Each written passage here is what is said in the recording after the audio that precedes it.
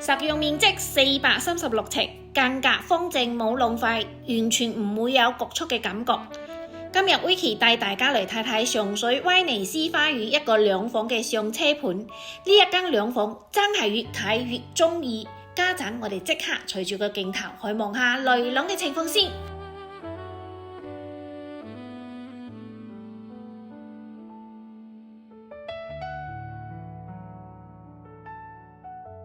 下飯廳分區清晰，佈局實用，全屋大窗設計，採光通透，屬於東南朝向，朝頭早有太陽入屋。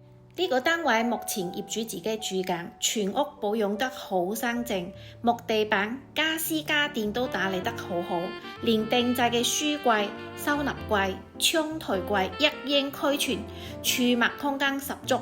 你睇下佢收納咁多公仔同書籍，你就可以知道啦。從威尼斯花園出發，聽2首歌就可以到達上水火車站。呢度周邊生活配套齊全，街市商場應有盡有，跨境通勤，日常出行都超級方便。無論係小家庭上車自住，定係跨境家庭，都係優質之選。